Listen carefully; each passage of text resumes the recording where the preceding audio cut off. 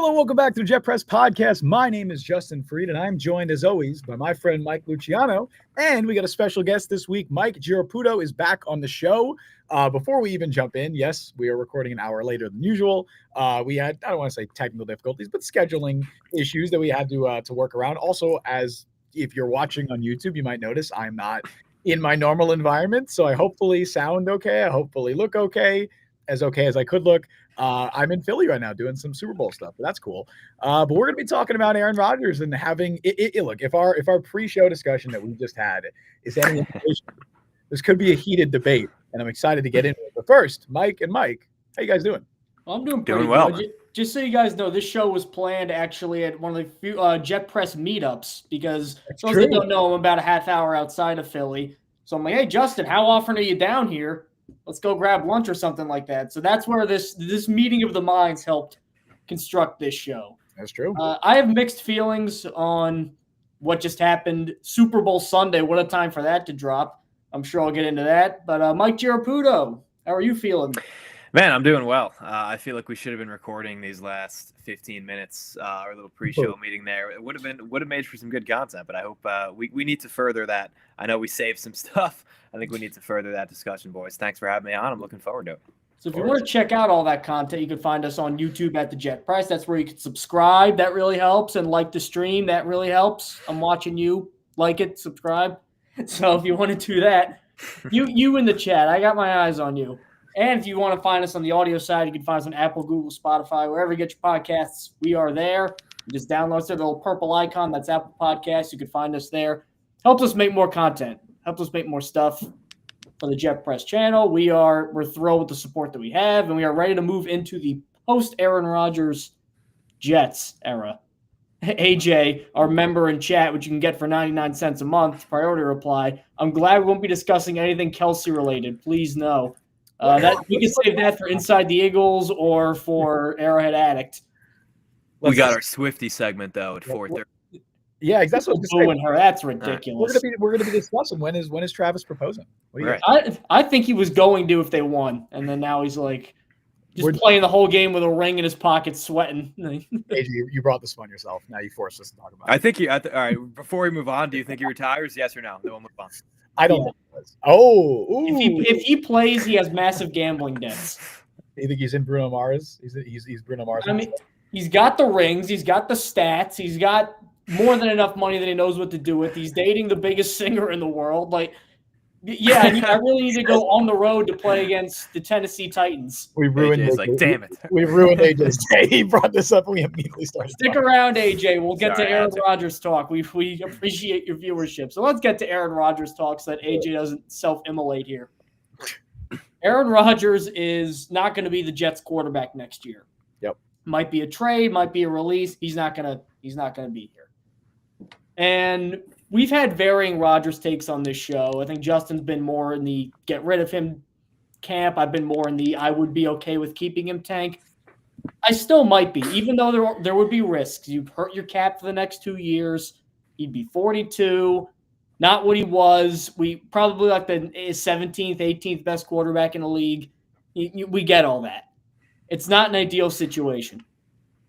But part of the reason I'm pro keeping Rodgers, or I was at least, now that's not a viable alternative, is one thing that I didn't like during the Robert Saleh era was when people would say fire Saleh a bunch and they wouldn't name viable alternatives.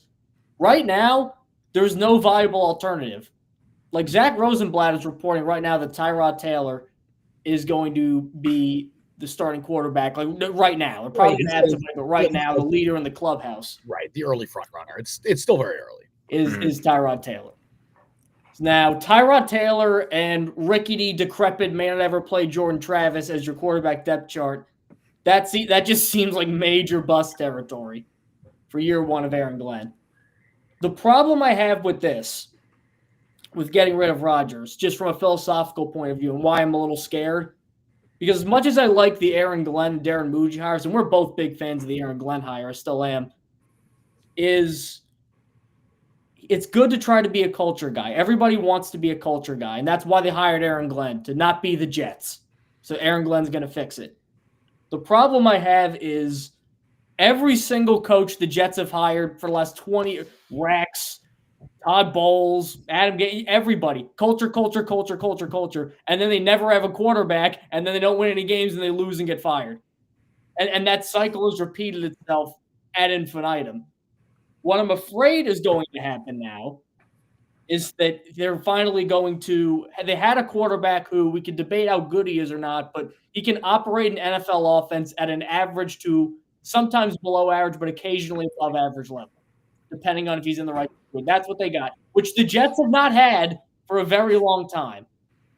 And these two made a conscious decision to say, no, we're going to get rid of him in a year where the draft is not very good for quarterbacks, where you don't have a high enough pick to land one of the two top guys that everybody agrees are going to be pretty good prospects. And where really the one free agent who's young and can make a difference is Sam Darnold. He's not going to come here because of what happened beforehand. So the options are running out. And you can think Tyrod Taylor is a high-end backup, which is probably what he is. But if you're going into a season with Tyrod Taylor as your unquestioned number one starter, that doesn't seem good for piling up the wins you need to change a culture. I'll say this. The good news about changing a culture is that it usually takes more than 1 year. And that's good and bad news. But in this case, it's definitely good news. The Jets were not going to be a playoff team, in my opinion, in 2025. I mean, we could debate how good Aaron Rodgers is at this stage. We could debate how good the roster is.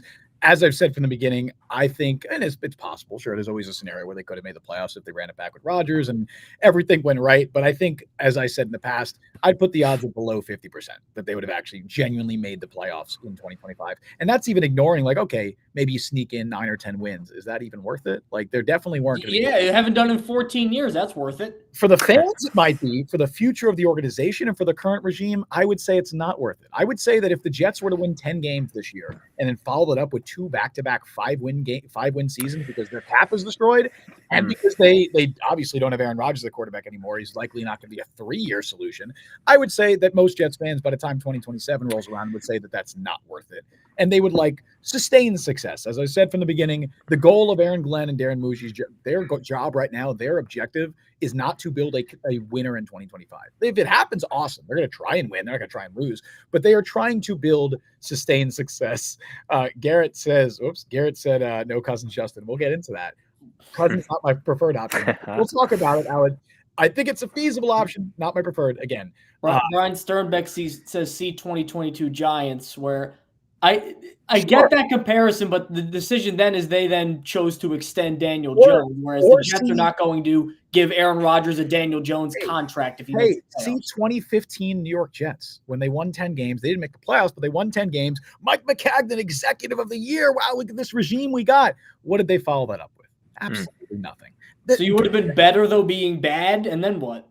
Building sustained success after. I'm not saying that they messed up necessarily in 2015, but they clearly went all in on a lot of veterans. They brought in Fitzpatrick, they brought in Marshall and Decker and all these guys, not all in 2015, but around that time. And they were trying to compete that year. I'm not saying that that's a one-to-one comparison, but I'm just saying that year one success for a regime or year one failure doesn't mean that you're going to have that same trend that Dan Campbell in his first year won 3 games with the Lions. The goal was not necessarily that they had to make the playoffs that year. They had to win the Super Bowl.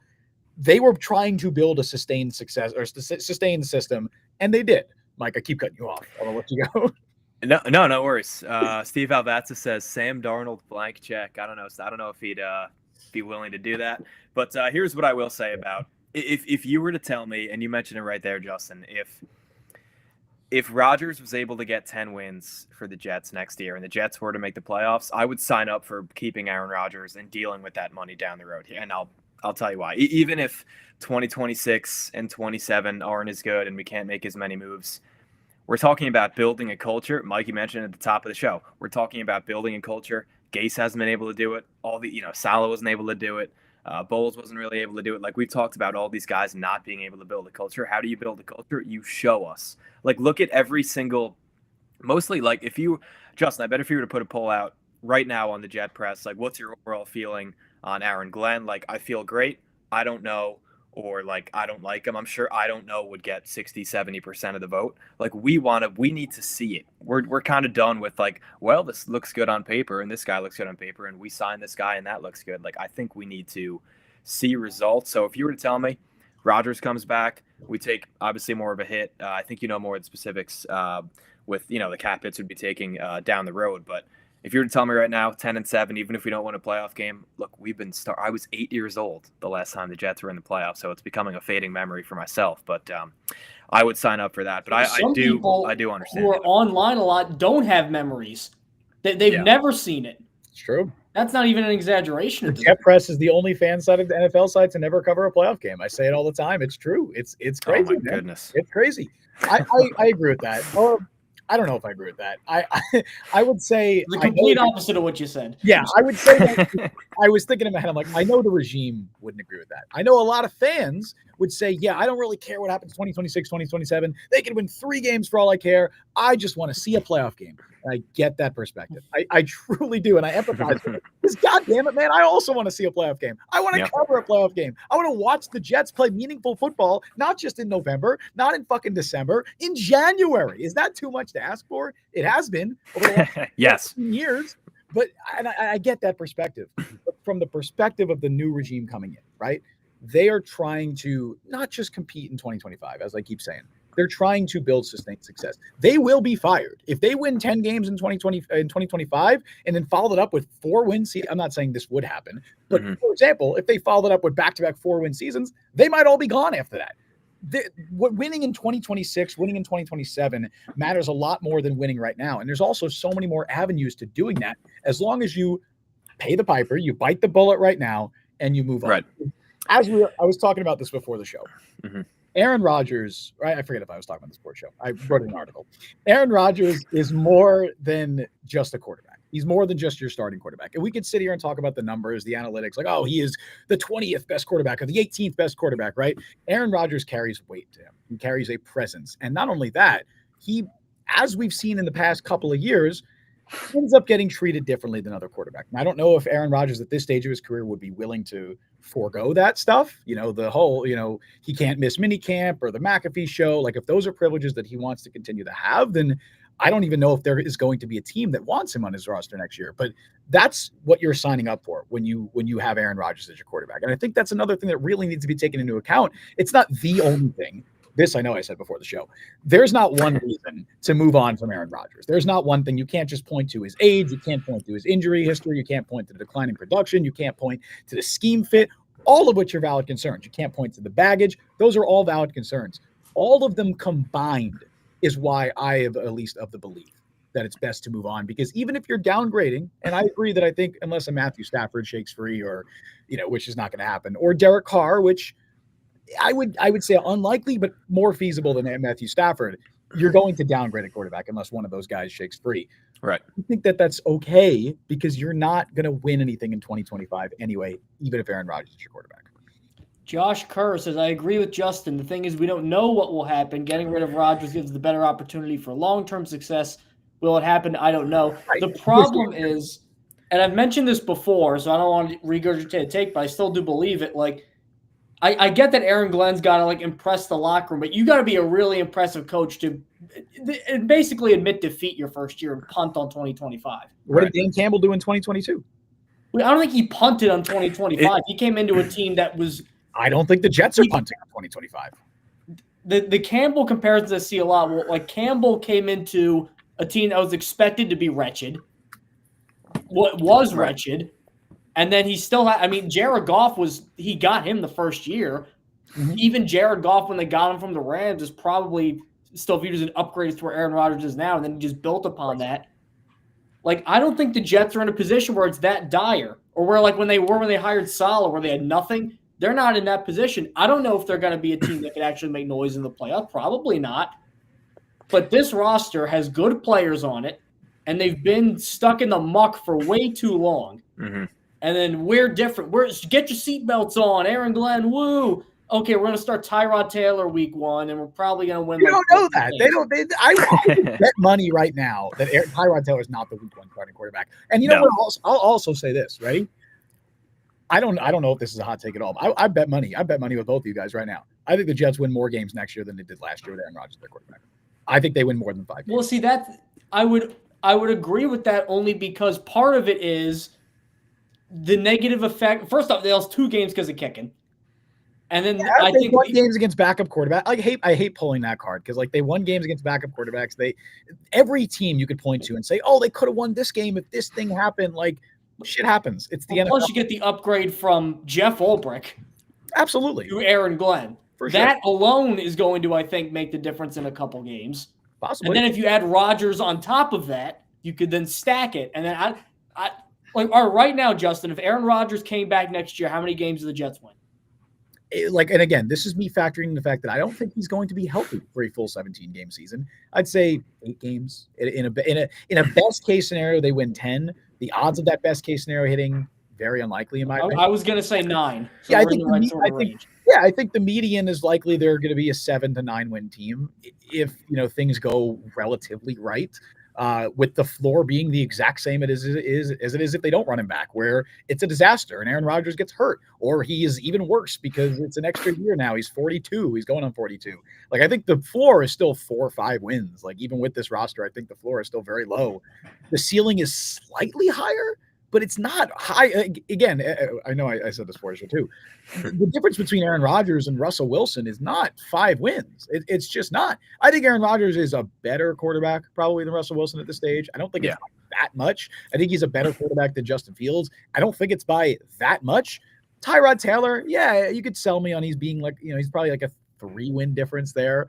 I don't think that's in most scenarios going to be the difference between the Jets competing in 2025 and not. And then if they're not competing in 2025, why are we committing an extra $80+ million in cap space to this guy? And we're also preaching a new culture. We're starting fresh with a new head coach and a new general manager.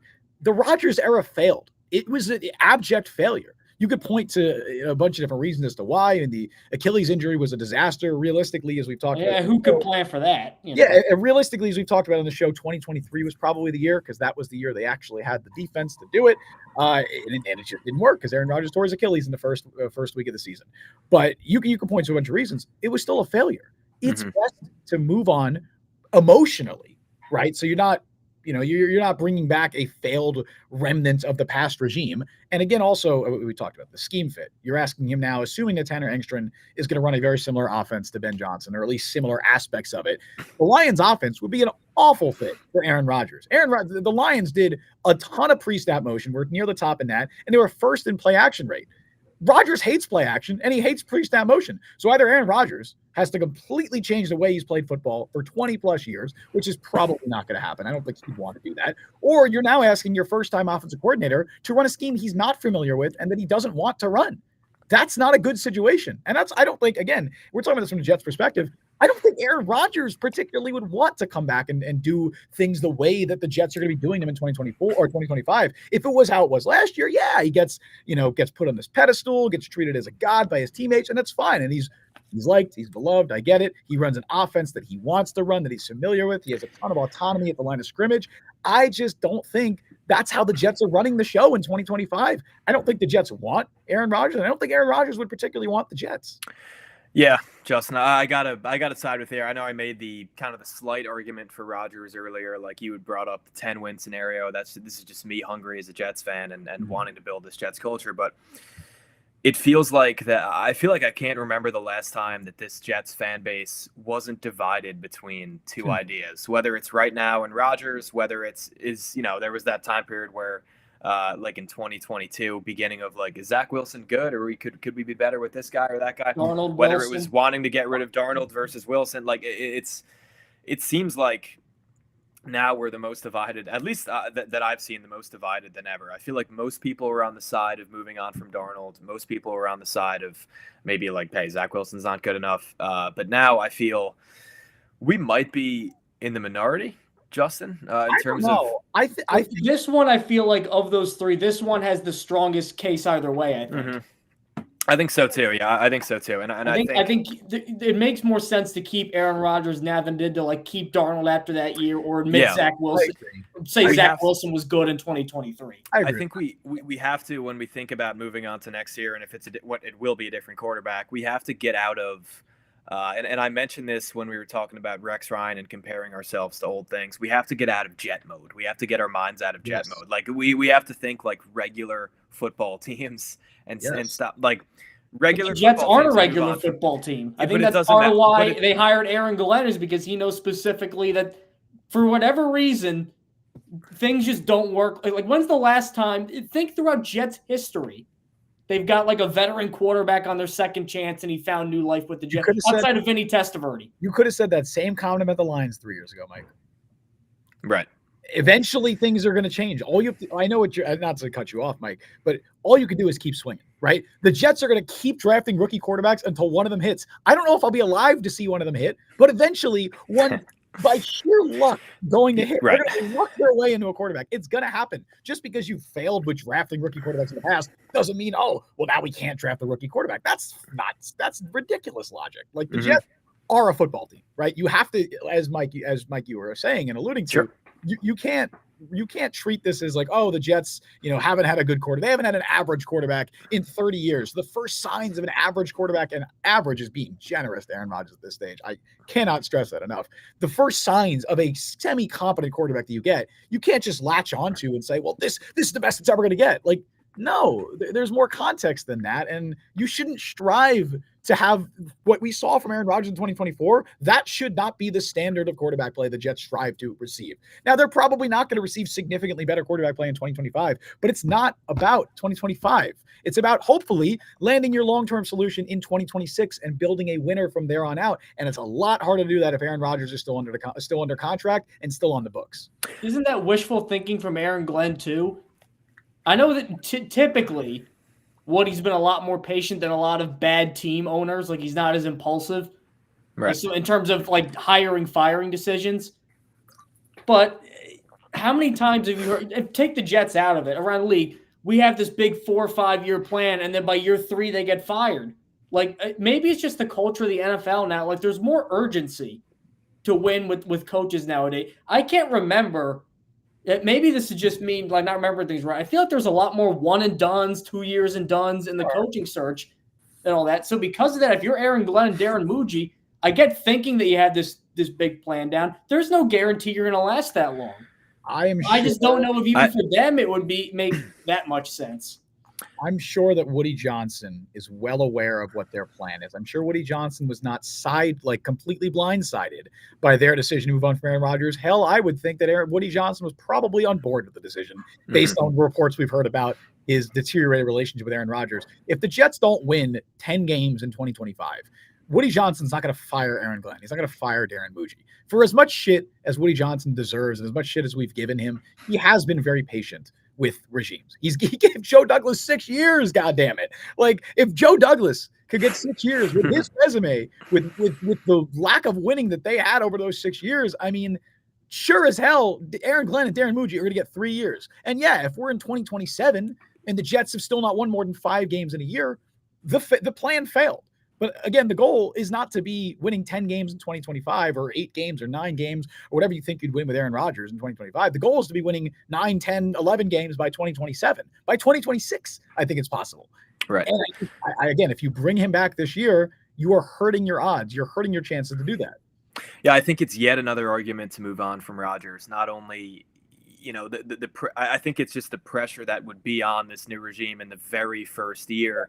Whereas if I know, like, there's so many arguments on both sides. Like, and I understand the arguments for Rodgers. I agree with some of them. I don't agree with all of them.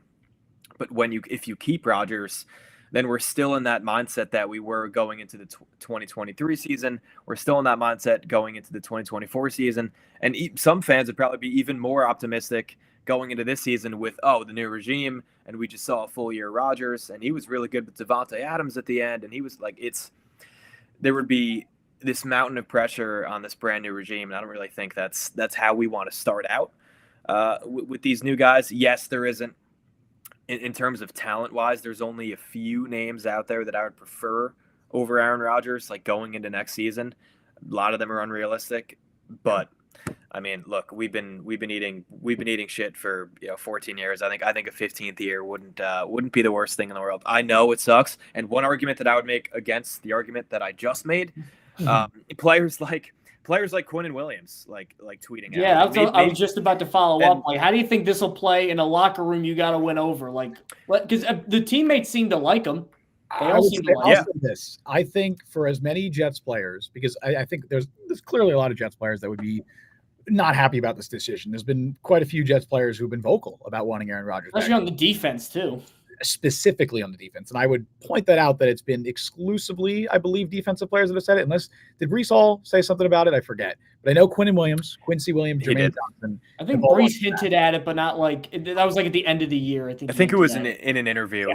He wasn't like tweeting. I don't think. Like I said, when Aaron Rodgers is your quarterback, he carries a weight to him, right? And there's good and bad to that weight. He has a reputation as one of the greatest quarterbacks of all time, and that nobody could take that away from him. He is absolutely one of the greatest quarterbacks. He's a first ballot Hall of Famer. You could argue he's a top 3 to 5 quarterback in NFL history, and I don't think a lot of people would disagree with that take.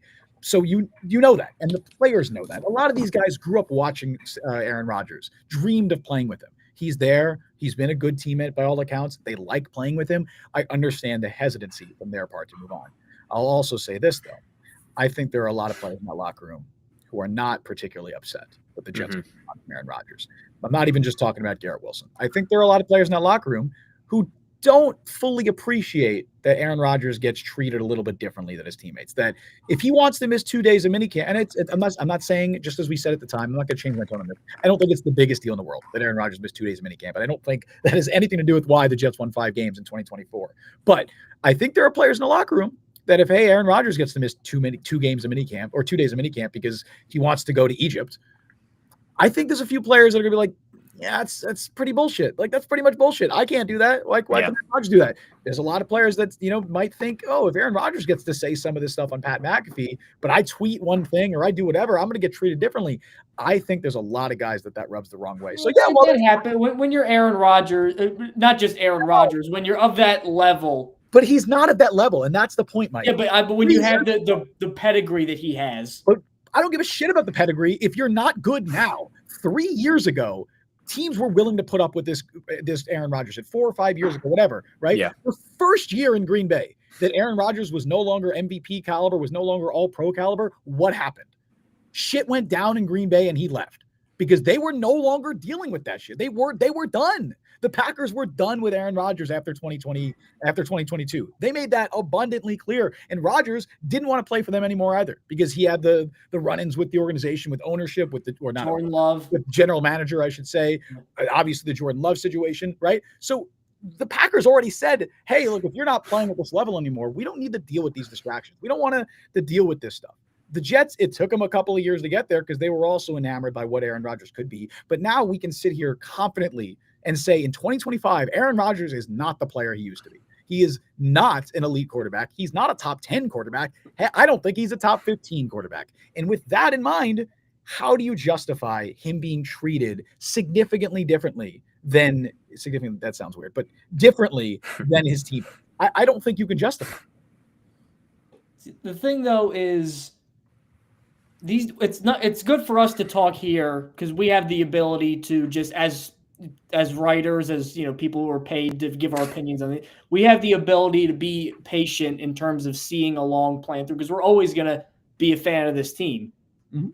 Like Quinnen Williams probably does not generally give a shit about Aaron Glenn and Darren Muji's 4-year plan.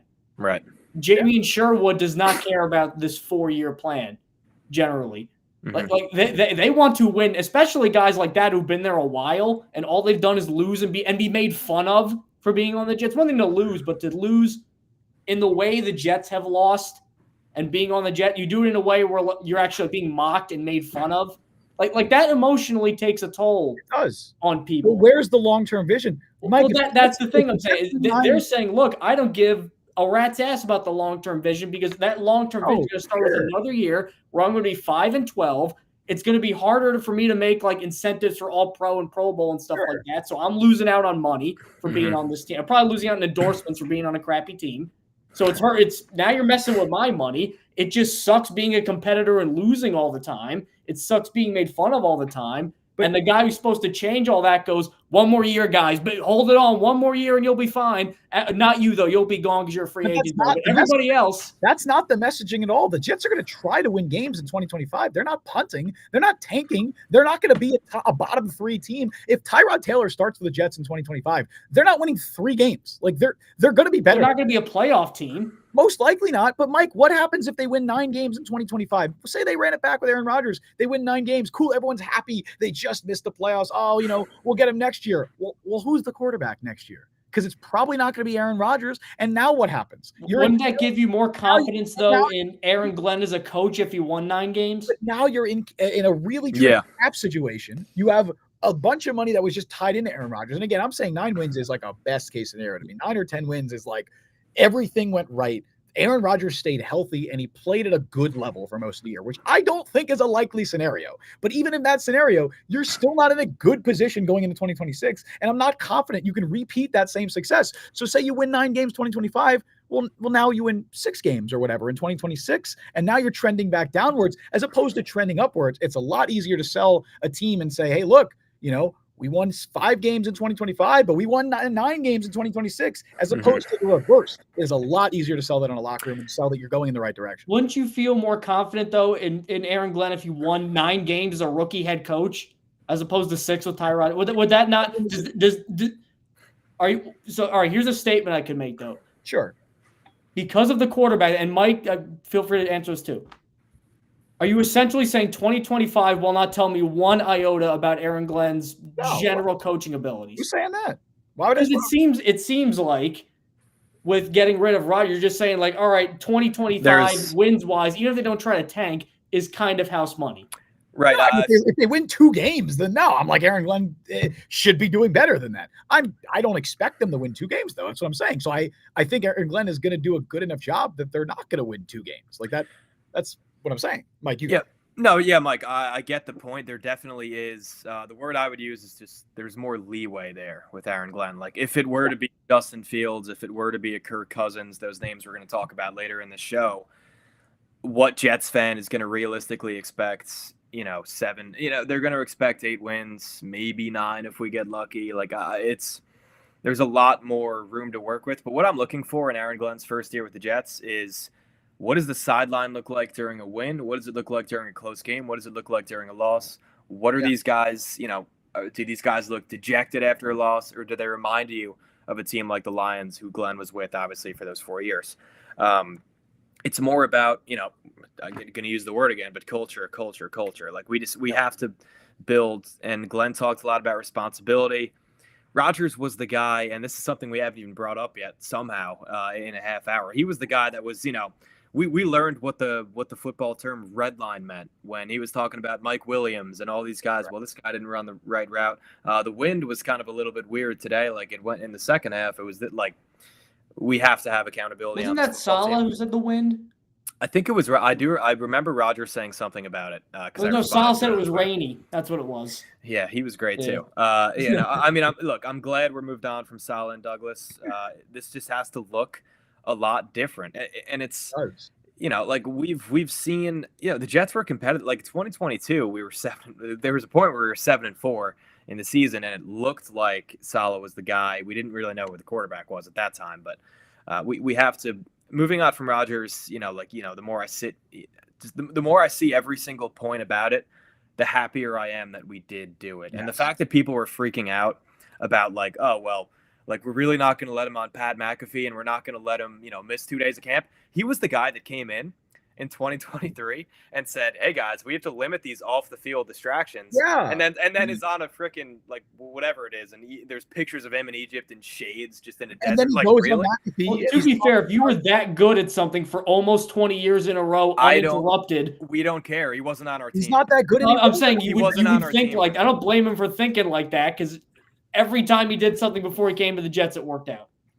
I want to ask you. I trusted him. Mike Luciano, I want to ask you this. Do you really think Aaron Rodgers, right? How we brought up the red line thing, all the antics, right? I'll put it at antics. And again, this isn't me trying to be like, I hate Aaron Rodgers, because I don't. And if anything, I think I've grown to respect Aaron Rodgers more as a teammate over the last couple of years. I think he's genuinely grown as a person and seems to be well liked by people. And a lot of the stuff he gets is ridiculous.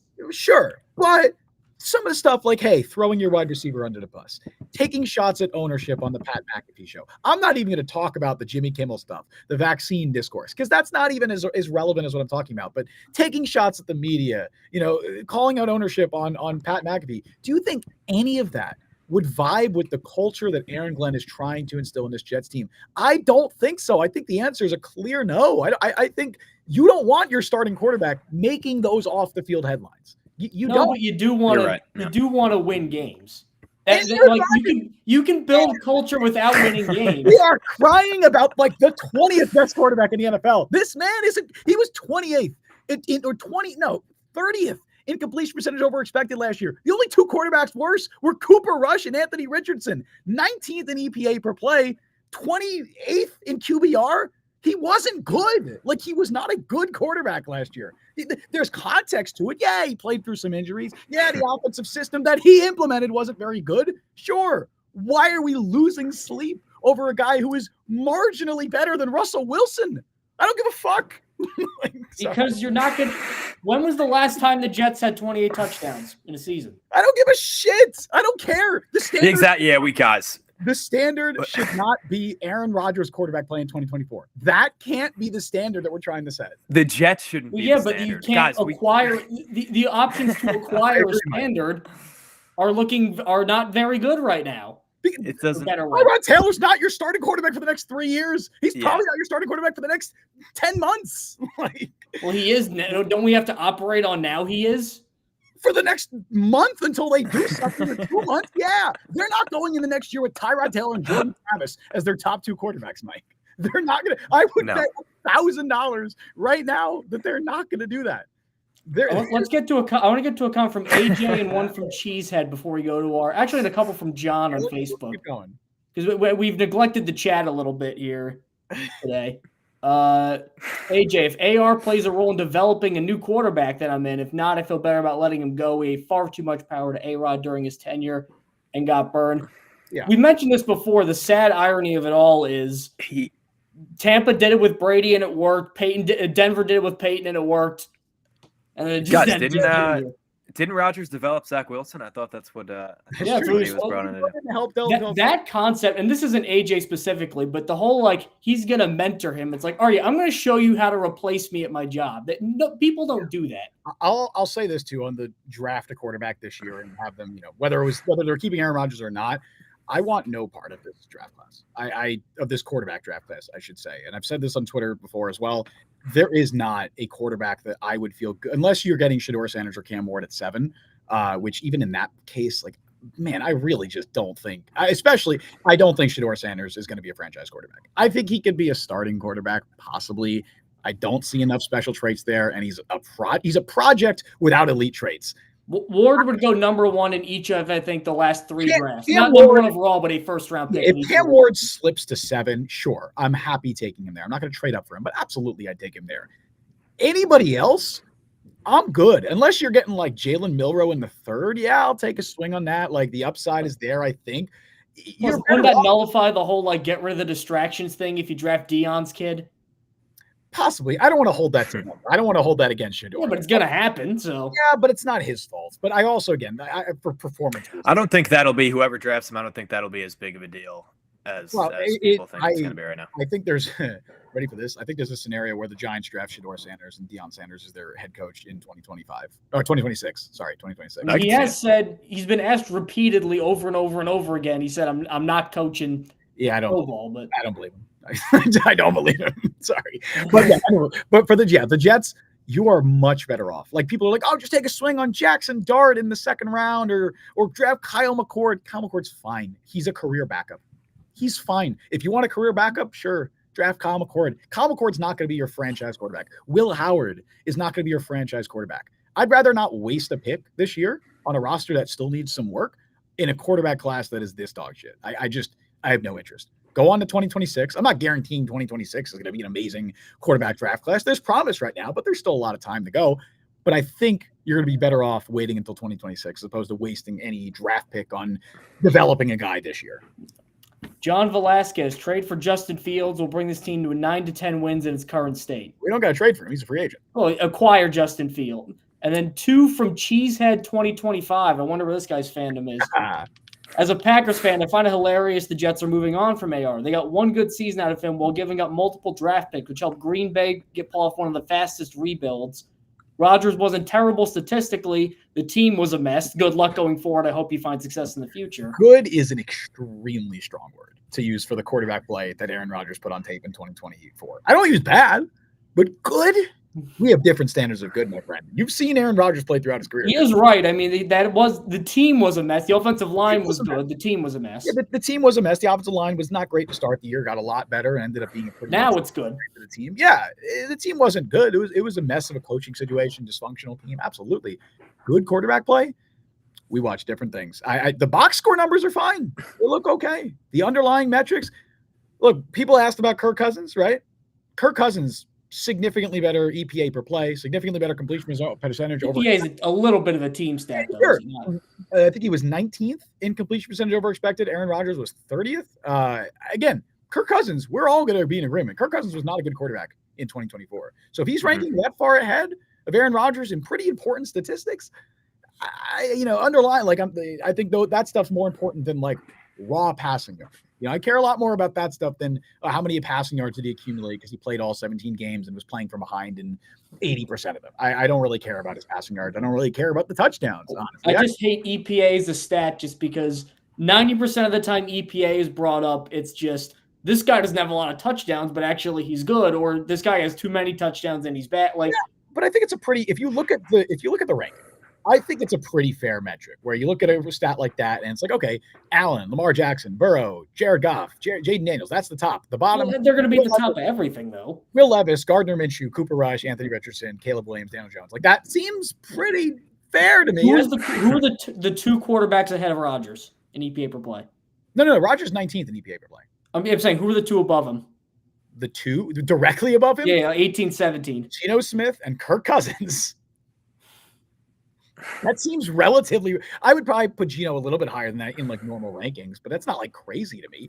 And then completion percentage over expected, ranks very low. It's not just that. I mean, his air yards extremely low. He was not chucking it down the field at all. The only guys below it, like Gardner Minshew below him, Tua, obviously we know is not chucking it down the field. His success rate, he ranked very poorly. He's 24th in success rate. Like if you look at every advanced metric there is, he doesn't rank above like 19th in any of them. Aaron Rodgers was not a good quarterback by any means in 2024. Again, there's context to it. He was playing hurt. I feel like I'm beating a dead horse at this point. You want to talk about replacements? One last comment from AJ. Angst over losing Rodgers. Tired of Jets fans being desperate for a savior and settling for average. Boom. Yes. Talking to you, Mike. I don't think that savior's coming this year, though, is the thing. It's not, and that's okay. Let's talk about who is coming this year. Sure. I'll start with Mr. Giarraputo here. Pause. Sorry. Let's do it. We're going to be – oh, come on, Justin. Oh, whoa, pause. I can't let that slide. Give me your – we're trying to get us demonetized here. Jeez. You said it, not me. You said the other thing. But what we're going to do here is basically we're going to do like a Room 101 kind of thing where each of us are going to pick a replacement quarterback that we are going to stump for, and we got to convince the other two on them as a viable option. Yeah. And this is a preview of next week. We are assuming nothing changes and the Jets don't do anything crazy. The plan for next week is we're going to do like a legitimate tier list of all of the possible quarterback replacements for Rodgers. This is kind of a little bit of preview. We'll devote like the whole show next week probably to looking at replacements and who the hell is going to be the Jets quarterback in 2025. But now we're going to do a little bit of a pitch style, right? A little elevator pitch. Mike. Who wants to you said Mike first? Who do you want? All right, yeah, let's do it. This is a surprise. Mike, Luch, and I both know who we have. I don't know who Mike has. All right, so this is discounting the fact that we might be able to get. I love Cam Ward, but I'm just going to throw that out the window for now. This is a free agent quarterback. Okay. He's 31 years old. He played some games this year. He looked pretty good in some games this year. Some of these games were in prime time.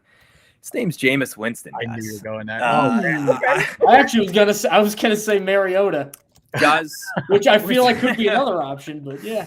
We talk about culture. Look wherever he goes. I mean, you get the funny post game and the funny pre-game and him talking about the snow games and all that. But what you get is teammates buying in. I mean, the Browns were an absolute mess in whether you want to talk about the locker room, whether you want to talk about anything else. The Browns were a mess before Jameis Winston took over and got that job there. So I think getting him and look, it'd be a 1-year deal. 1 year, $10 million. We wouldn't even have to worry about the money part of it. I know Cousins would be even a guy like Cousins would be even cheaper because kind of take a Russ type deal. But I think Jameis Winston gives you a legitimate chance to be. I don't know. I don't want to say competitive. Like the word competitive with us is what 8, 9 wins. Let's hope 8, 9, 10. But we could say competent. We know he could the Broncos basically. We know he could start every game, whether we draft a quarterback, whether it's, whether we draft, you mentioned Jalen Milroe or Jackson Dart. I think that's a possibility. I don't think these guys in the first round are a possibility for us, but I think Jameis would be the right guy to, help him out, develop him. And he's legit enough to be, I think he's better than Tyrod Taylor. I think he's better than, at this point, he might be better than Kirk Cousins. At this point, I probably would take him over. I think he's more talented than these guys. Like Fields and Cousins. Yeah, you're not a big Fields guy, I don't think, right? No, I'm not at all, and I haven't been for basically since he's entered the league. I think he's gotten way too. Maybe we'll get to. Honestly, maybe we'll get to him here, but I think Jameis Winston would be my guy here. I thought this watching the Browns Steelers game. I thought this too. Like at that very moment, I'm like Jameis Winston should be the quarterback of the New York Jets for next season. Now, he did get benched, but he only got benched because the Browns pretty much said we're tanking. So. Yeah, right. Yeah. DTR. Oh, my goodness. I wanted Dorian Thompson-Robinson to be good, man. Holy shit. He's Do you know his career statistics are right now? Not good. He's so. I'm going to go with. What if I told you that he one has. 1 touchdown, 9 picks? That seems reasonable. 1 touchdown and 10 picks. Oh, God. Dude, this year, he threw 0 touchdowns and 6 picks. His passer rating was 39.5. Not his QBR, his passer rating. I can't believe is he worse than Tim Boyle? DTR? I know at least he's fun. At least can run a little bit. DTR is fun. He's fun because he can run. I guess. I mean, and also he was a successful college quarterback, which Tim Boyle. Yeah, he 5 years at UCLA. Yeah. Mm-hmm. Yeah. But so that's the pros of Jameis. Big arm, which will be good in cold New York, cold Buffalo, cold New England, and late December. That'll be good. Just played in Cleveland. Lake effects. Not only you look at the Browns when they didn't have him and when they had him. Like, let me just pull something up right here because Kevin Stefanski's a good offensive coach. Yeah, I think. Well, we're also. I mean, look, I'm not. This isn't like an anthem. Jameis threw 13 touchdowns in 7 starts. Yeah.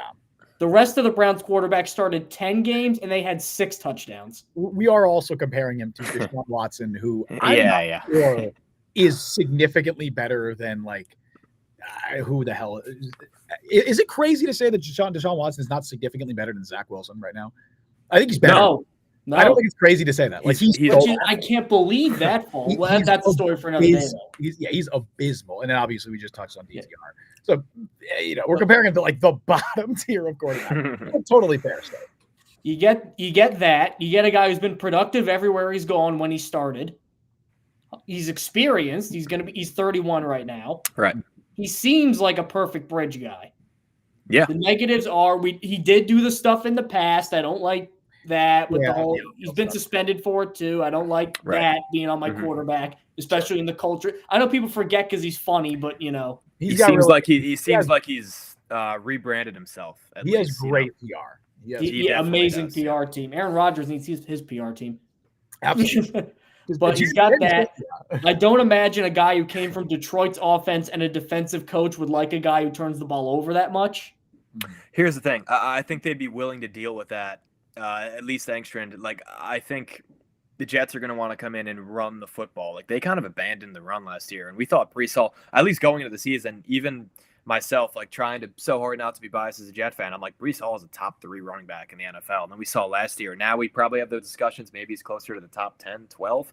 I do think he's still a really good running back. I think Braylon Allen's pretty good. I think the offensive line got a lot better. I think we're going to run the football a lot more. And Jameis, even for the Browns last year, there were games where he's throwing it. There was a game, I think he had almost 500 yards. 497 yards and 4 touchdowns. I think that was a Thursday night game against the Broncos or a Monday night game against the Broncos. He can do it. You kind of feel like you're in – it's not like you're in every game like you have a Josh Allen or a Joe Burrow or Pat Mahomes, but you're in every game because you've seen him put up 40 points. You've seen him put up 50 points. And it doesn't – you don't really get that in a lot of these other options that we're looking at right here. I think I'm leaning more towards – we're not going to do the tier list stuff yet, but he's firmly in the middle just because He raises your ceiling, but he lowers your floor. Absolutely. And the floor he lowers you to might make you uncomfortable. He's a fun bridge. And we're going to ignore the off-field stuff, right? He's the fun bridge quarterback. He is somebody who is not going to have a high ceiling in terms of like he's not going to be a long-term solution, barring any kind of random Geno Smith like resurgence at the end of his career. Like he's not going to be that guy. He's going to come in. He's going to probably throw a lot of touchdowns. He's going to throw a lot of picks. He's going to have some games where he looks like a top 5 quarterback and he's throwing for 400 yards. And he's going to have games where he's throwing 3 picks, throwing in a triple coverage. And you're like, what is he doing? That's just who Jameis Winston is. That is who he's been his entire career. That's who he's going to be likely in 2025, wherever he's playing. All of that adds up to a guy who is a borderline starting caliber quarterback in this league. And I think who can win teams games. I think he's a perfect backup because he's someone who can come in and actually give you great quarterback play. He could give you shit quarterback play too. He could come in and give you great quarterback play where you're just like, whoa, this guy's sitting on our bench. That's somebody that I want, like, honestly, and I don't pick number 1 for a reason. And I don't hate the pairing of him with Tyrod because Tyrod's the exact opposite. He's not very volatile at all. He's very high floor, very low ceiling. He's not going to turn the ball over a lot. He's going to be very, very safe to a fault sometimes. Honestly, to a fault where he holds onto the ball forever and a lot of hits as a result, but he's not going to force it in the double coverage. He just does not do that. So it'd be a very fun, interesting pairing between Tyrod and Jameis. I don't hate it. Again, it's not going to win you 10 games, most likely. Maybe it does. And maybe Jameis just has because sample size is weird in football and there's not a lot of games. Maybe he does just have a 10-game streak where he plays out of his mind. It's totally possible. Because of that, I'd like him more than like a Jacoby Brissett, who I don't think is going to have that stretch. Yeah, I mean, when you think about, and then we'll move on to the other options here. You think about Jameis Winston, when he was told he's going to be the starter going into the season with the Saints, it was 1,100 yards, 14 touchdowns, 3 interceptions, and a 102 passer rating. So if you give him that kind of vote of confidence, like, hey, like you kind of know what you are, you're a bridge quarterback. We're not vying for a Super Bowl this season, but you kind of have the job, safely, I don't want to say locked up, but you have the job. You have the week 1 job going into the season. We're backing you. The guys in the locker room like you. That could make a difference in terms of him being, as AJ said, a walking interception. Yeah, he is a walking interception. He is. He knows it. That's the thing. He knows it, and he plays like he thinks he's Josh Allen. Like that's a good way to like he plays with reckless abandon. And I appreciate it. I respect a quarterback who knows exactly who he is, who doesn't try to be something he's not. He knows he's going to turn the ball over a lot, but he also knows he's probably going to throw for 5,000 yards if he played an entire season. Justin, who's your guy?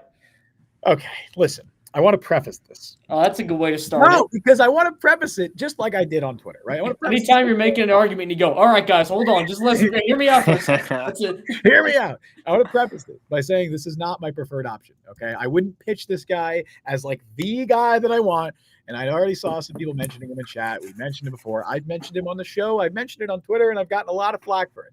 And I want to be very clear in saying that he's not like a top 2 or even 3 option for me. But I think that there's a world, a realistic world, where Kirk Cousins makes sense for the Jets in 2025. Now, hear me out. Hear me out, okay? I don't think you're winning a ton of games with Kirk Cousins, right? The selling point with Kirk Cousins is you're getting him, as Mike alluded to before, you'd likely get him on an extremely cheap deal, possibly the veteran minimum, right? Which is great for a team like the Jets. The Falcons still owe a ton of money. Right. Exactly. Why they gave him that guy, I have no idea. But same situation with Russell Wilson, where the Falcons gave him a crazy contract. If he's let go in the offseason, he's still going to be getting that money from Atlanta. You can get him for dirt cheap, like for ridiculously stupid cheap. And for a team like the Jets that's pretty tight against the books right now, that is looking for ways to save money and looking for ways to clear up their future financial situation, especially if now they're moving on from Rodgers. If you bring in a Kirk Cousins, that allows you to probably take that full cap hit right up front with Aaron Rodgers. $49 million. You could take that right up front. Really quick, Brian says, you guaranteeing Kirk the starting job? No. I don't think anybody, unless it's a Derek Carr or obviously Matthew Stafford, I don't think you are guaranteeing the starting job. I don't think Kirk Cousins is coming in and you're like, you are definitely the starter. It's going to be a Russell Wilson situation where it's like, okay, compete with Tyrod, compete with whoever else we got in there. If you want to go nuts, compete with Tyrod and throw Jordan Travis in a discussion. I don't think he's going to factor into their plans, but I think it could be like, hey, let's see what we got in him. Let's open quarterback competition. I could see a world where they do that. And I think it makes sense. Kirk Cousins was not very good last year. 18 touchdowns, 16 or what was it? 18 touchdowns, 16 interceptions, I believe it was. He looked like a guy who was coming off a torn Achilles, even more so than Aaron Rodgers did. It got better as the year went on, which I think is somewhat notable there, where it's like, all right, if you watched him early in the season, it was like, holy shit, this dude's cooked. Like, he actually can't move anymore. It got a lot better as the year went on, and I think the fact that he tore his Achilles later in the season than Rodgers did played into that, and I think hopefully, ideally another year removed from that Achilles, he will regain some of the mobility that he had, which was not a lot. Kirk Cousins, I think you get a steady presence in the quarterback room. You get somebody who has a little bit more clout and more reputation than a Tyrod Taylor, because he's been at points in his career, a top 10 quarterback, I'd say. Yeah. At points, he was a borderline top 10 quarterback. He had some pretty good years in Minnesota. I think you can sell folks on saying, hey, look, we're bringing in Kirk Cousins. We're bringing in a guy who's beloved in the locker room, or keeping a guy who's beloved in the locker room in Tyrod Taylor. And we're going to see what we got in this young Jordan Travis, or maybe they draft someone day 3, whatever. And we're going to have a competition, see who's best for us, and we throw him out there. And I think you probably get 17 games out of the combination of Kirk Cousins, Tyrod Taylor, and Jordan Travis. And I think you win a reasonable amount of games with a dirt cheap quarterback that allows you to completely reset your financial situation and start fresh with a long-term option in 2026, because whoever you get this year is not going to be a long-term option. Now, the downsides, like I said, Kirk Cousins, if we're talking about a guy who, if we're criticizing Aaron Rodgers for being injury prone and old, we're going to say the same things about Kirk Cousins, who is now going to be 2 years removed from an Achilles injury and was not particularly mobile before that, who looked a lot less mobile after the Achilles injury. So we can say the same things about Cousins there. Also, the turnovers were a major issue last year. Right. I think he used to never turn the ball over. That's the concerning part. Right, which I don't know how much of that was a mental thing with him, where it was just he couldn't move particularly well and he was making mistakes that he wouldn't normally make. Again, I'd like to think that another year removed, he can be better than he was last year. I don't think he's going to be the Kirk Cousins of old, but I think he can be a serviceable starting quarterback if things go well, right? And if not, you have Tyrod there as well, and you didn't pay anything to Kirk Cousins. You gave him the veteran minimum. I think that's a reasonable plan. Again, I want to make it clear, that's not my preferred plan. I'd like to take an upside swing on the guy who Luciano, Mike, has you have the privilege of talking about next, because that is somebody that I think all of us, Giarraputo would disagree, but somebody that I would like in Justin Fields. I'd also love a Derek Carr more. You could probably sell me and maybe like a Jameis Winston more than Kirk Cousins. I think they're pretty much in the same tier for me, but I think Cousins makes sense. He's reasonable. And I'd be remiss if I didn't mention the Rick Spielman connection, where the Jets just hired Rick Spielman as a senior personnel executive, I believe is his official title, or advisor, whatever he is. Spielman obviously recruited Kirk Cousins to Minnesota when he was GM with the Vikings and spent a lot of time with him. I wouldn't be shocked if there's some interest there. I think Jets fans would receive it very poorly based on initial feelers that I've put out there. But I think it's a reasonable possibility and outcome of this offseason. And I don't think the outcome would be very different if you went with a Jameis Winston, or honestly, if you went with a Justin Fields. I think Kirk Cousins is the same caliber quarterback as Justin Fields right now. Fields just has more upside. I don't think there's really any difference. Honestly, I might think Cousins is slightly better at this stage than Fields still, but you don't have the upside swing that you do at Fields. But anyway, that's my pitch for Cousins. It's not the best pitch because I'm saying that I don't necessarily want it, but I think it's reasonable. Well, put aside my dislike for his comments on gay teammates saying nobody's perfect, because he did say that. Look, not to be that guy. That was like, what, 13, 14? Yeah, put that aside. It's not good, obviously. Yeah, it's not good. If people are going to rip Aaron Rodgers for being old and injured Kirk Cousins. And the concerning thing about that, though, is Aaron Rodgers is always a better athlete than Kirk Cousins, so he always moved around more. Well, really quick, the conversation isn't Aaron Rodgers versus Kirk Cousins. The conversation is Aaron Rodgers costing $80-something million in cap over the next 3 years versus Kirk Cousins on the veteran minimum. The point, though, is Aaron Rodgers after the Achilles at least showed like he could still move around if he needed to, not as well what he could, but he was more mobile than I think a lot of quarterbacks his age. Kirk Cousins was never mobile, and now he has an Achilles injury. That's the concerning part. So you are not getting anything. He is rooted to the pocket. There were games last year where I think it was not the Tampa game. It was one before. It was the Philly game. Early in the year, he literally can't move out of the pocket. He literally can't move. He was cooked. Like early in the year, I'm not gonna lie, I thought like this dude's gonna retire at the end of the year. But then, as the season went on, he had a few good games in there. Yeah, he did have, like, it wasn't like he was completely cooked for the entire season. He had a few games that were actually okay, and it got better as the year went on. Obviously, they benched him when they did because it was like, all right, clearly this guy isn't the guy we thought he was when we signed him, and we drafted a guy in Michael Penix who we want to play. But there were some games later in the year. I mean, against it was against Philly. They won that game. He went 20 of 29, completed 70% of his passes, 241 yards, 2 touchdowns, 0 picks. I don't like the fact he didn't play in 3 games and still led the league in picks. Well, that was early in the end. The turnovers were an issue. I completely agree. The turnovers were an uncharacteristic issue, may I point out. And I don't even think it was like he got unlucky. Like, not every interception is created the same. He was very turnover prone last year. Kirk Cousins in his last 5 starts had 1 touchdown and 9 interceptions. Yeah, no, it wasn't good. There was also a stretch right before that where he had 7 touchdowns and 0 picks. He beat the Bucs. That's why I can't get behind him, is because for all the good he's done in his career, like, I don't think Jameis is necessarily on a decline. I think he just kind of is what he is. Kirk is firmly in a decline. Absolutely, yeah. And I don't want to sign a declining asset to be my quarterback in my culture change year. Kirk was also at his peak a lot better than Jameis.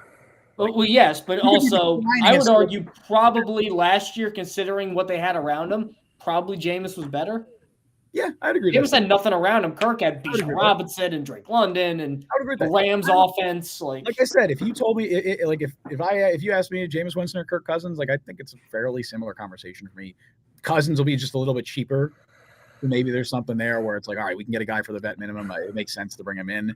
And as AJ says here, he's got more cred. Like that. Right. That is part of this as well. Where, Mike, you've talked extensively. Luch, you've talked extensively about you got to sell the locker room. Like, you can't just punt on the year. You can't run it out with Tyrod Taylor. And I agree with that. Tyrod Taylor, you can't sell me on Tyrod Taylor being your unquestioned starting quarterback in the year 2025. And I don't think you could sell that locker room full of players, despite how much they might like him.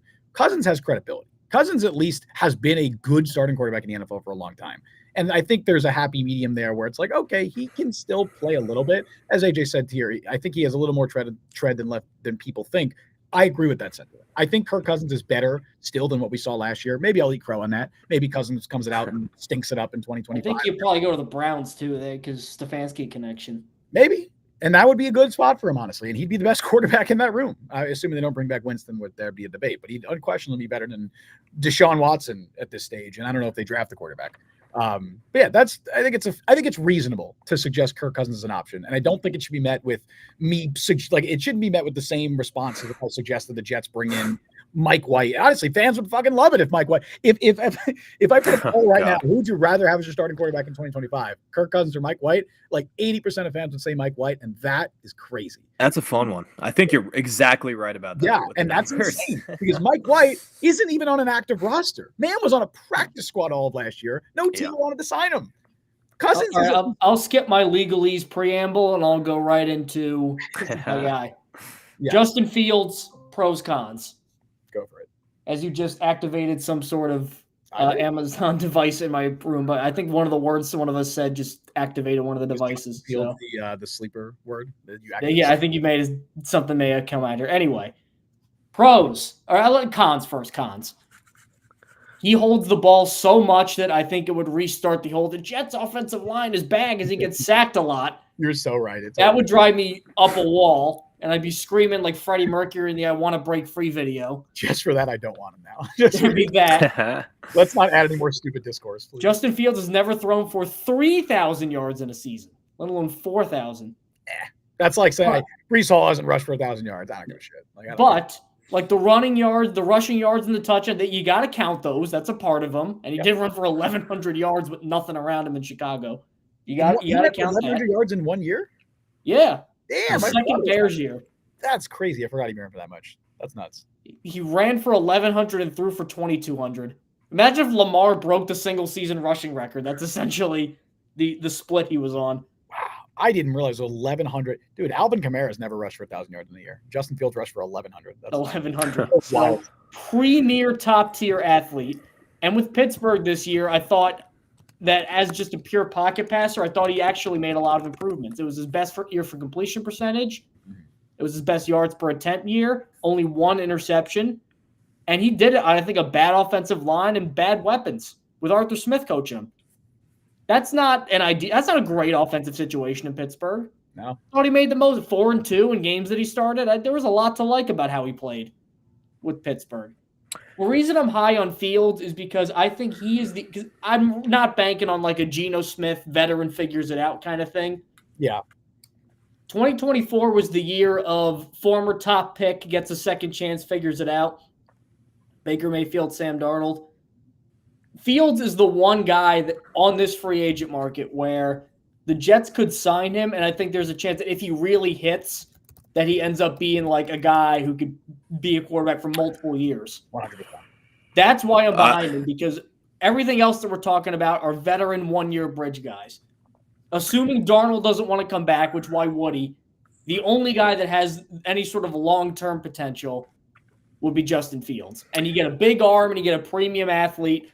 And I know Tanner Engstrom's offense may not be perfect for him, but it's like Anthony Richardson or a Josh Allen where there's good and bad for both that. But with those tools, guys are always going to be willing to take a chance on them.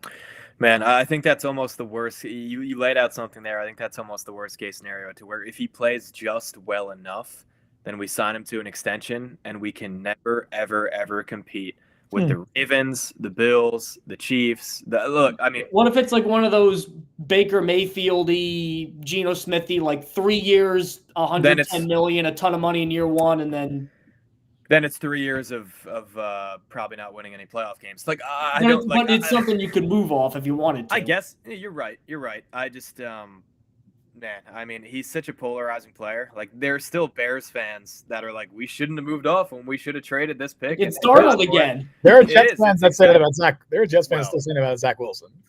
That's just like delirious. That's how people get into cults and stuff. Those are Jets fans. Those are Jets fans that live in Provo, Utah. That's where they live. Yeah, I don't know if which is weird. At least Fields gave you something. Zach Wilson never gave anybody anything. That's what I never got about him. He had that throw against Tennessee. I feel like we're forgetting that. He almost beat the Chiefs once. He had that throw at his pro day. I heard that was pretty good. Yeah. You remember how he was like an undrafted player, and then he made one throw, and then he got picked number 2 because of one throw? Oh, yeah, that didn't happen. I hate that. That is my least favorite Jet narrative of all time, that we made that selection because of the throw. That is my least favorite Jets idea ever. It pisses me off every time I see it. If you're that easily influenced, you should not be in the NFL. If you could go from 6 to top 5 to number 2. Well, we can make that argument about Douglas. I was going to say, you can still make that argument about the regime that was running it. I really think Douglas kind of knows his stuff. He just was kind of in over his head with GM. I think that's a fair take. And we don't have to get into the Douglas conversation. Look, I'm more. Also, I forgot to mention this: Mike Zimmelman, connection with Garrett Wilson. They're both at Ohio State, and a read option with him and Breece Hall, I'd imagine, would be pretty fun. Absolutely. No, I'm with you, Luch. Fields was my top option. When we do the tier list next week, I don't know if Mike will be here, but I believe we will at least have him at our S tier, at least if there is an S tier option. I don't know, but I'll put him in A because I don't want to say, like, yes, we got Justin Fields. That's exactly, yeah. Honestly, I'd probably be like, let's go. We got Justin Fields just because I want the upside of it. But yeah, I mean, if there's no S tier, there's no S tier. That's fine. I don't think we had an S tier for our coaches. I just think you hit the nail on the head when you talked about when you compared him to Baker Mayfield compared to Sam Darnold, right? If you look at this entire quarterback market, which is a really bad quarterback market, it's probably one of the worst QB markets that we've had in years. The only guy that I see that has a potential to, I think, possibly be a long-term solution. I don't think it's likely. It's in fact, I'd say it's extremely unlikely, but possible would be Justin Fields, where it's like, oh, you bring him in here, and he finally learns from a lot of the mistakes that he's continued to make throughout his career, because it's the same mistakes he was making at Ohio State, where he holds onto the ball for 10 years and he makes his offensive line look a lot worse. Like the accuracy concerns are still there 100%. Like I agree with that, but at least there's a chance that, okay, he has these tools. We've seen the flashes, and I thought he actually played some of the best football of his career last year in Pittsburgh in a few of those games. I thought he looked pretty good. You ran for 5 touchdowns, so 10 touchdowns and like 2 turnovers. You work with that, and also obviously you have the added benefit of a former teammate with Garrett Wilson, keep Garrett Wilson happy, which is nice. I think it makes the most sense to me. Again, I don't think you're likely looking at 2026 and saying Justin Fields is still our quarterback. but there's a chance. And just that chance keeps me interested and keeps me more excited than if the Jets were to sign a Kirk Cousins, or to bring in a Jameis Winston, or run it back with Tyrod, Jacoby Brissett. I'd be happy with that. As Brian said, who's our new QB whisperer? Yeah. Also, do you trust Charles London in this regime to develop a Justin Fields? I don't know if I do. But as all, Charles London hasn't exactly worked with the best quarterbacks throughout his career, and he did get pretty good quarterback play out of Geno Smith last year. But yeah, I think it makes the most sense as an upside swing in an offseason where there really aren't any, or really at all, upside swings. Real quick, before we end this, Garrett asks, how would you guys feel about trading for Joe Milton? I don't know what you guys think. First of all, likely wouldn't happen. The Patriots. The release of death would feel great. I'm not interested. I like Joe Milton as a prospect, but if that happens, I'd be welcoming death. So that would be a nice start to the era. Not as a starting quarterback option for 2025, I don't think. He looked really good in that one game for the Patriots. And there's Matt Flynn looked good too. Remember Matt Flynn? Yeah. Listen.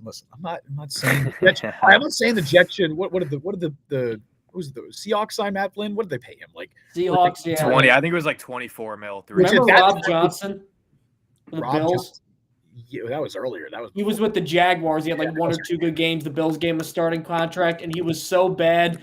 This is one of my favorite nicknames. They called him Robo Sack because he would take so many sacks and hurt all the time. Well, I'm not advocating for trading like ridiculous assets for Joe Milton, but hell, if there's a chance you can get him for a 5th round pick, a 4th round pick, which is likely not going to happen again. Patriots also wouldn't likely trade him to the Jets, but sure, if that's a possibility, I'd love it. It's an upside swing there, and I think he has a lot more upside than Jordan Travis or whatever. Legitimately, he has more upside than almost any quarterback that you would take in this year's draft class. So yeah, I'd be cool with it. I don't think the Patriots are going to trade him for nothing or for what I would give up for him, because I'm not going to give up a 2nd round pick for Joe Milton. No. And I don't think the Patriots are trading him in the division, but it's a fun idea. Yeah, it's cool. I'm imagining the terror of rehiring Chan Gailey. Oh, please.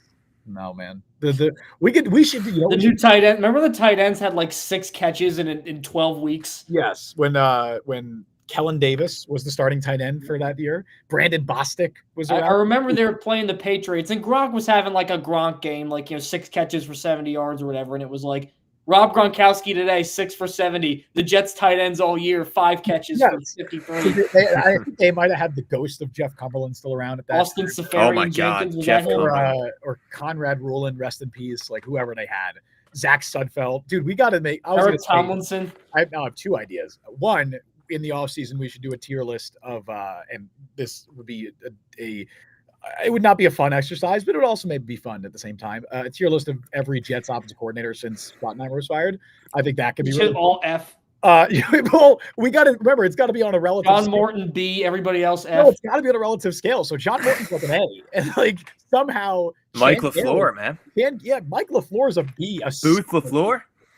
Yeah, exactly. Up there. A solid B tier. Chan Gailey, low-key. Mike LaFleur is going to be like a head coach in 2 years, and that's going to destroy Jets fans. My second idea for a tier list is every tight end the Jets had from like 2013, whenever Dustin Keller left, 2012, 2013, until until the present day. Because they still haven't a quarterback.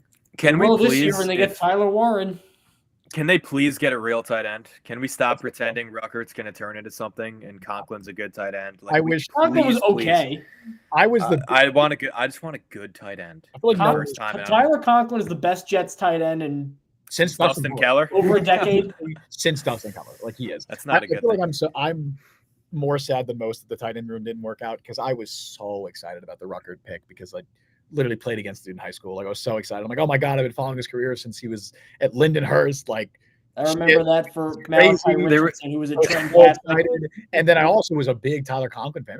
Dude, my narratives pre-2024 were like, this is the year of Tyler Conklin. Here it's coming. Aaron Rodgers is healthy and Tyler Conklin's gonna be a beast. And like, nah, man, he was fine. I remember being like that for Silas Red, because we had that. Remember him at Penn State and USC and the Redskins. Was he a running back? No, he was running back. Yeah, he was a running back. Who am I thinking? Oh, I was thinking of. I don't know why I mixed him up with Niles Paul. Remember Niles Paul? Oh my God, they're playing the same team, I think, because they were in Washington. Yeah, Niles Paul. I think that's why I mixed them Now up. that we reached the Silas Red and Rob Johnson portion of the evenings, I think it's Niles time Paul. to. Remember how Niles Paul was a tight end who returned?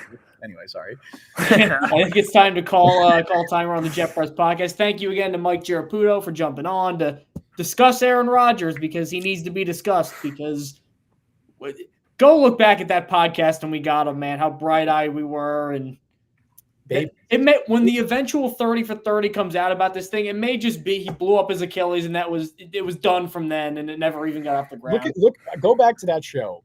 Look in our eyes, and now come back to this podcast. And look how sunken they are. Dude, I'm 27. Look how sunken my eyes are. You will notice a vivid difference between the glimmer and the hope that we had in our eyes and the despair. Don't even watch this one because we've had time to process. Go and watch a stream from Go watch a stream from July of last year. How excited we were. Go back to the week we traded for the Jets traded for Rodgers, and then go back to a stream we did in November of this year and look in our eyes and see the difference. I remember where I was when Rodgers said, my intent is to play and is to play for the New York Jets. Top 10 moments before disaster, number one. Oh, my goodness. That and then the American flag. At least we don't get – look, I'm just happy I don't have to – People always joke, too, he only got 4 plays. I remember that game. I was, in the bathroom, so I missed the first 2 plays. So and then it was the incompletion, then he got sacked. So I only saw 2 plays. I was talking to my roommate at school, and we were both lifelong Jets fans. And I was saying to him I was thinking about it before this was the Jets-Bills game, Rodgers' first game, American flag, all of it. I was like, this is the most excited that I've ever been for a sporting event in my entire life, anything ever. And then we just sat there, no one said a word for taking the Jets out of it. Do you remember how many more deflating in-game that weren't career-threatening? Nothing close. Vinny Testaverde, I wasn't alive or I wasn't watching. You take the Jets out of it, just in terms of pure deflation of what happened to everybody. There's nothing similar. I said he was the focal point of the year narrative-wise in the league. It was going to be Aaron Rodgers on the Jets. Pure deflation. Tom Brady footballs. I don't know. Okay, knock it off. Sorry. Peanut gallery over there. There was nothing like that. I remember saying to my friend George Carlin over there. Jeez. Hey, thank you. George Carlin's funny. So thank you for tuning in. Thanks to Mike Giarraputo. As always, you can find him at Twitter on Mike Giarraputo. I'm by Mike Luciano. That's Justin T. Freed. Justin, feel free to sign us off. What a show it was. It was. This might be one of the longest streams ever done. I had a feeling it would be like this. Tune in next week. We'll be doing the likely tier list of all of the Jets starting quarterback options. We threw out some of them. There's going to be more that we haven't mentioned. We'll talk about Jackson Dart and whoever the hell else. Honestly, we'll take suggestions mid-show, too, if you have someone that is a relatively reasonable option. I don't want somebody throwing out Patrick Mahomes or Joe Namath. Make him say no. We'll take him. We'll take requests. Joe Namath. Joe Namath. 85 years old. He shuffles out there. Bring in. Why is the first one I thought Matt Castle? Why did that name come up? Anyway, sure. All the random quarterbacks. Anyway, you stole my thunder a little bit. Mike, plug yourself. Giarraputo, plug yourself. Tell us where we can find you. Boys, you can find me right here on Twitter at Mike Giarraputo. That's GIARRAPUTO. A little bit of a tough one, but you can find it. Thanks for having me on again, boys. It was always a pleasure. Of course, buddy. We got to have the Italian representation on the show. We got Luciano Giarraputo. We love it. My mom's maiden name is Tucci. So that kind of something. It's just we got something there. But anyway, until next week, thank you all for joining us on the show today. Follow Mike on Twitter at @ByMikeLuciano. Follow me on Twitter, Justin T. Freed. Follow Jet Press on Jet Press. Download Jet Press podcast wherever you get podcasts. Check us out on YouTube and subscribe, hit that notification bell. You can also become a member today. It costs 99 cents. It's a great way to support the show, and you get your comments prioritized in chat. We stream live every Wednesday, normally at 3 p.m. Eastern time. It is nearly 5:30 as I'm saying this. So this is usual. Hand up. But yeah, thank you all for listening to Jet Press podcast. I'm in Philly right now. I'm gonna go and I don't know. I think I'm gonna check out the Rocky Steps. I haven't seen them yet, so I'm gonna go run up those Rocky Steps. You tourist.